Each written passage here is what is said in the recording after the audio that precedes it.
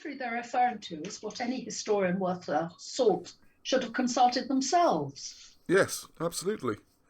I mean, this was the mainstream view before about 1700, and a lot of this stuff was still taught in schools in Wales until the 1920s. We're only talking 100 years ago. It's amazing how fast it's been written out of everything.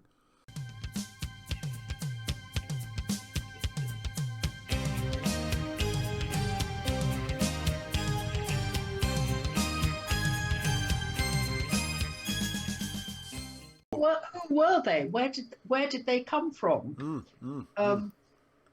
I came across something called the Sonini manuscript recently, also thought to be a forgery, of course. Everything's thought to be a forgery.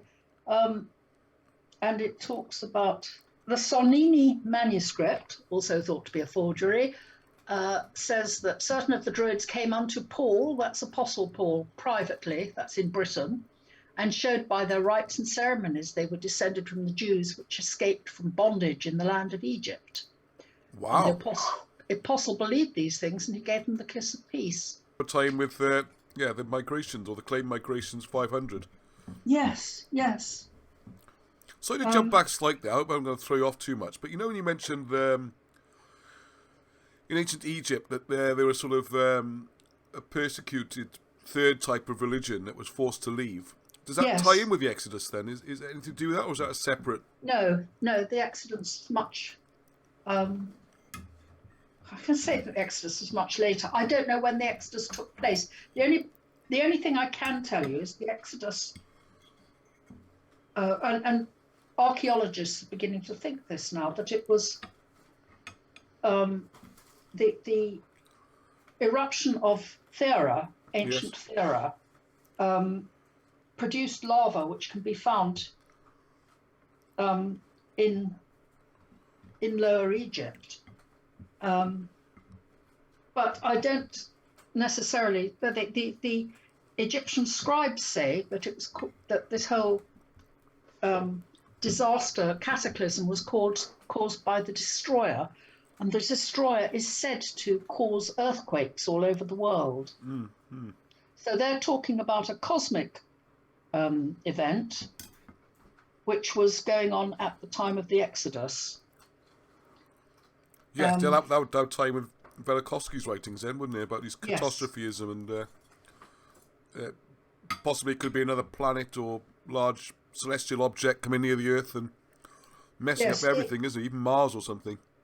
One of the main things that the Egyptian books talk about, and it's mentioned in the British books too, is this thing, the destroyer, which is on a regular orbit, huge orbit, and comes round and destroys civilization. The only person who talks about it in such a way is Plato. He talks about the pestilential stream. He tells Solon that the ancient Greeks are mere children, and they don't remember these things because their civilizations have been wiped out so often by them. Right. But anyway, it's what I'm going back to the fact I'm trying to say that the Exodus is thought to have been caused by the destroyer, this great thing on its periodic cycle.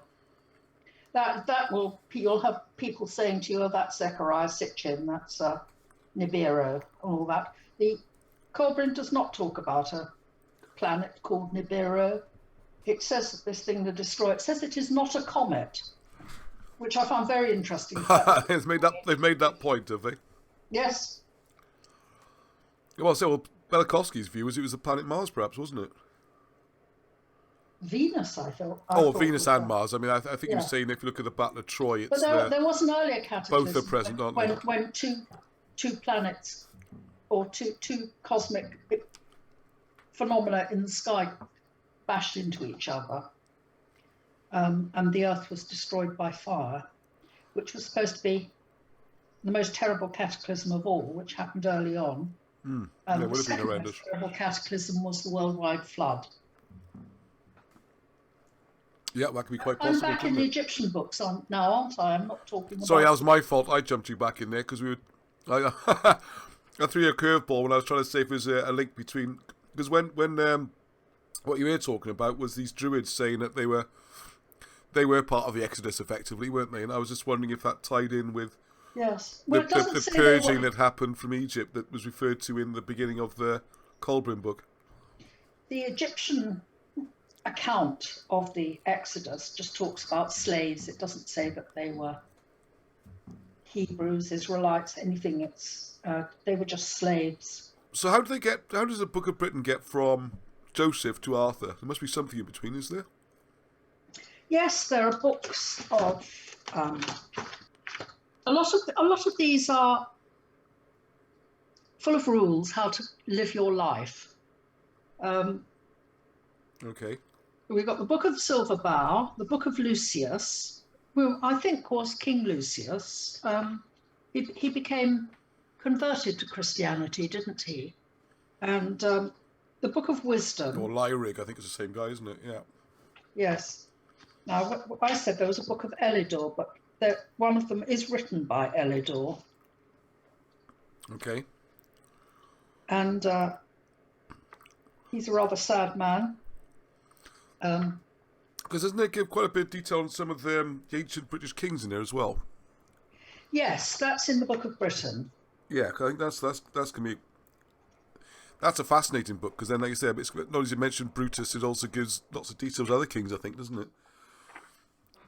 It talks about Caractacus. Or Caradoc. Oh yes, an amazing link that it makes is between the British royal family and the Romans. Okay. Gladys, sister of Caradu, married Aulus Plautius, a Roman commander. That's all. That's in the Kolbrin book as well, is it? Yeah. Caradu held an estate in Siluria, and he was made war chief when Guiderius, son of, looks like Cymbeline, was slain by a slingshot near the River Thames in the year 59 of our Lord. The British rose up under Wodica. I think that's the horse fighter. I think that's Boudica, isn't it? Could be. Sounds like, doesn't it? It's a little bit who early, died perhaps. nearly 3 years later. But because the Columbine is Cynvelyn or Cynvelyn, which is the same as the Shakespeare character as well. So I think he died about 49 AD. He was the father of Caradoc, or Caractacus. According to the other British records, anyway, I can say it's difficult to. So yes, so that all ties in, doesn't it? But sorry, I should have read you the previous paragraph. Joseph Edewin, I presume that's Arimathea, was related to Avalek, whose kingdom bordered that of Arviragus. Arviragus, yeah. Well, that's the Gwyvern, perhaps.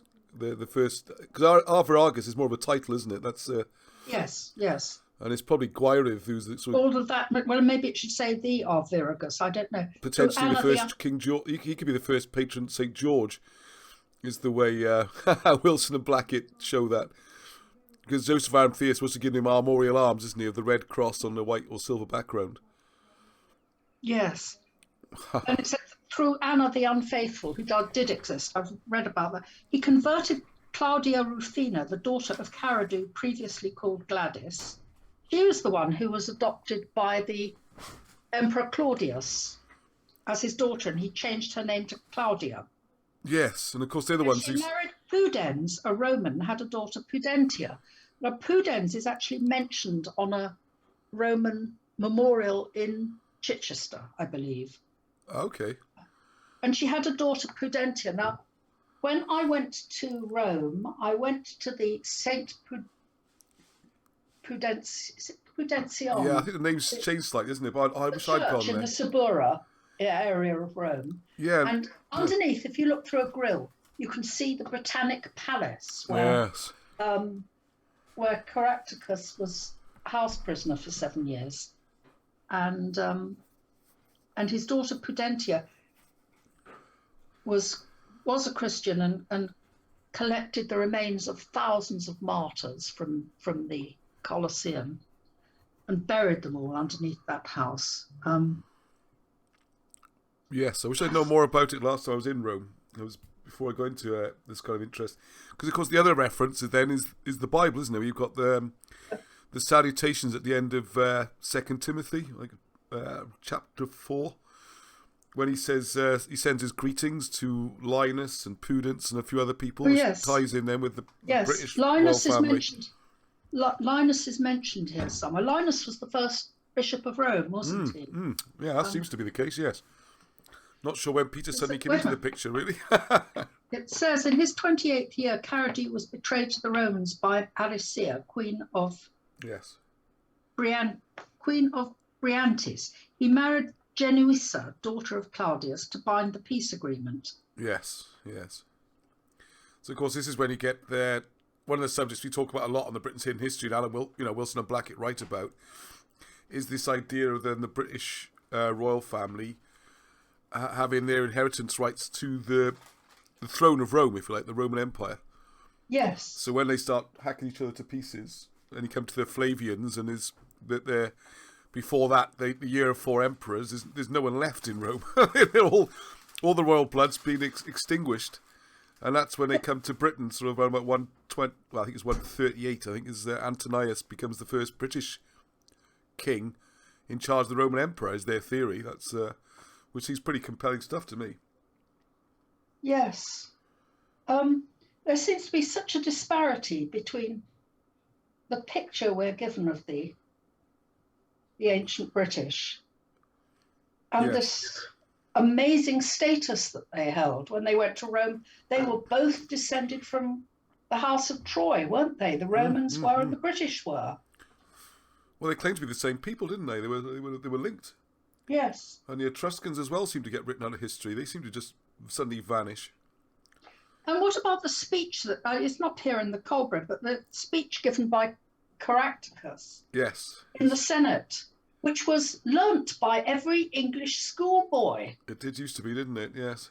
In the early 19th century, to give him a sense of pride in his country. Yes. Yes. Yeah, and a sense of antiquity as well, isn't it? But yes. No, that seems to be totally unacceptable to learn that kind of thing. It's very frustrating. But I think we need to know. Everyone needs to learn what happened then.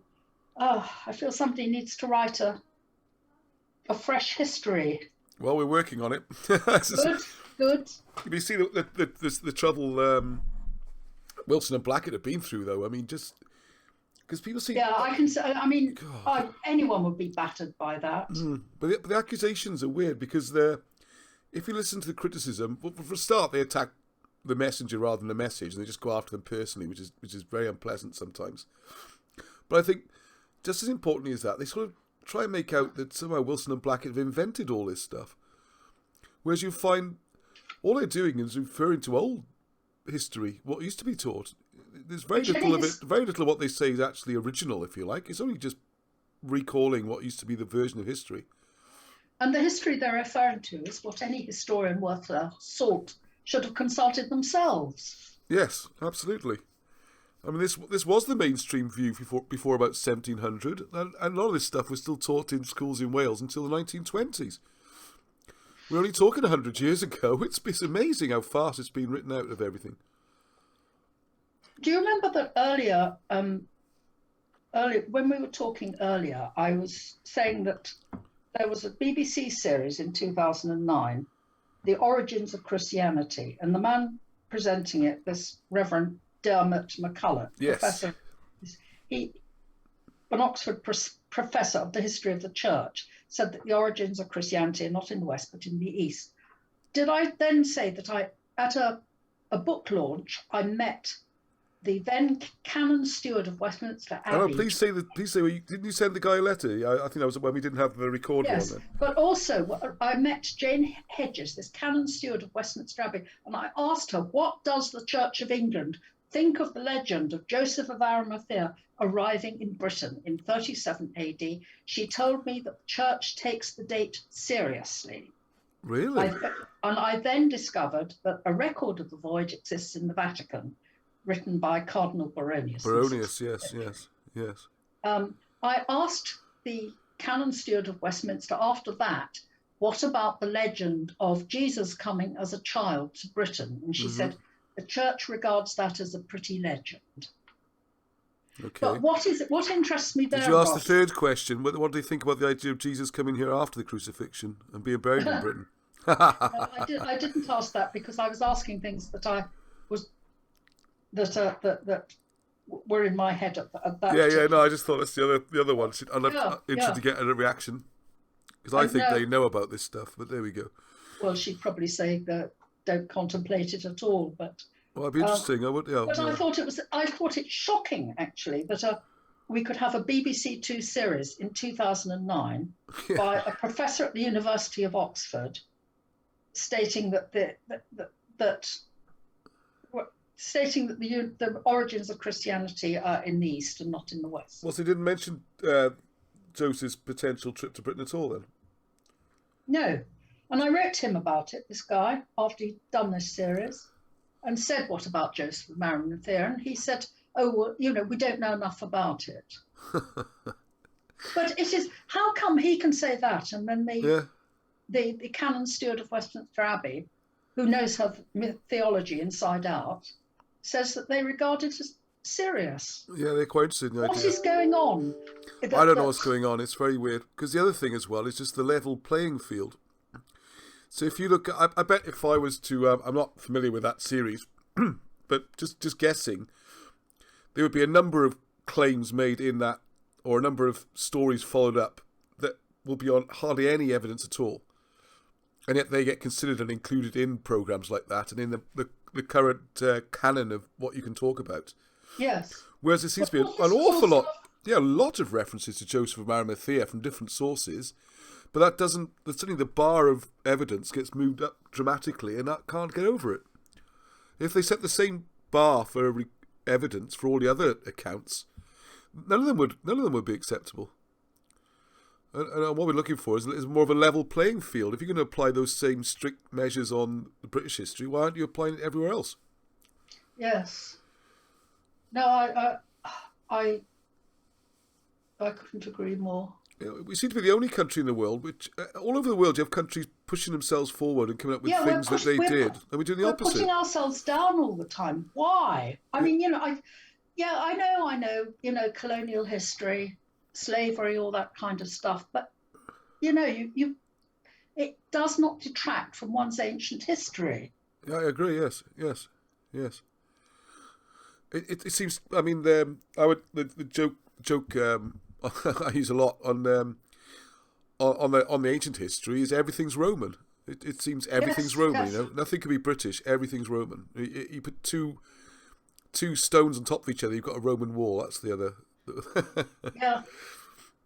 It's very weird that I see other countries trying to promote, like whether it be, I don't know, India promoting that they invented the zero and the mathematics, and they're proud of their history, and it goes further and further back, and they've got ancient Indus civilizations, all this kind of thing, and they're actively trying to find more and promote it. And lots of countries are doing that. And in Britain, it's the exact opposite. You got the history, you want to try and get rid of it all. Very weird. Got something called the Mamertine laws in yes. which have gone into our legal system. Yes. I mean, surely we should have great pride in those, for instance. Absolutely. I mean, they underpin. They show in many ways the difference between Britain's history and continental Europe's history, where British history has come up what they call common law, but I mean it's more accurately Mohammedan law, where the rights of individuals and that are respected, rather than other versions of law, which are sort of this God-given powers to the king only, who just rules, his only responsibility being to God, not to a set of laws or to any rules. It's a very different philosophy when you think about it. Yes. I was brought up in a culture in which you talk about, nothing goes back beyond Roman. That's in Britain, but a sort of world cosmology in which nothing goes back beyond ancient Greece. And I took that for granted. Yes. And founders of civilization, weren't they? Yes.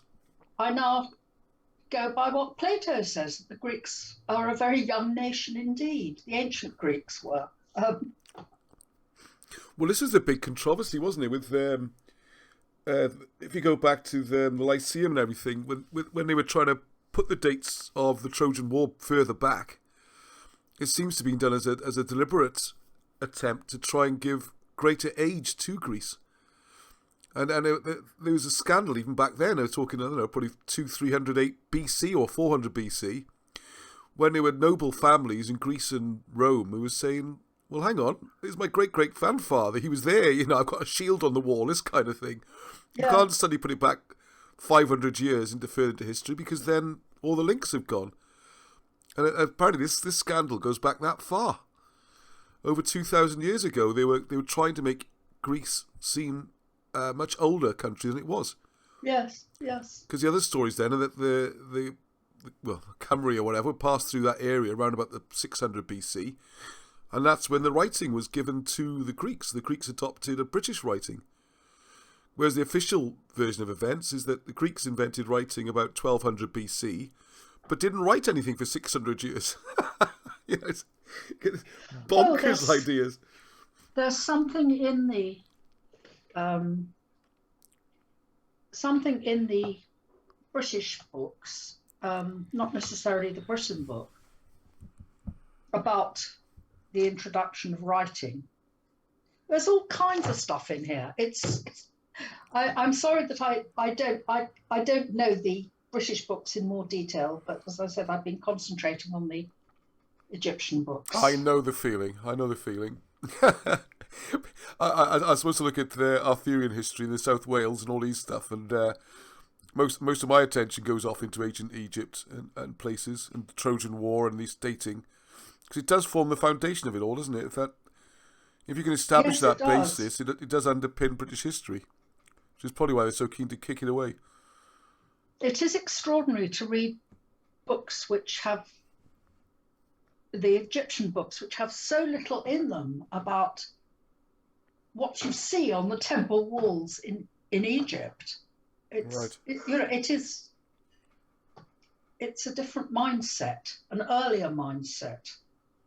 One of the things I've discovered while investigating these books is that my mind is being forced back thousands and thousands more years all the time. Right, yes. Thousands of years back in time. I came to an end, Ross. Okay. Well, we probably bring this to an end. That's been fantastic. I'm sorry, I've been talking to you for ages, haven't I? Oh, it's wonderful. No, I absolutely loved it. It's fascinating.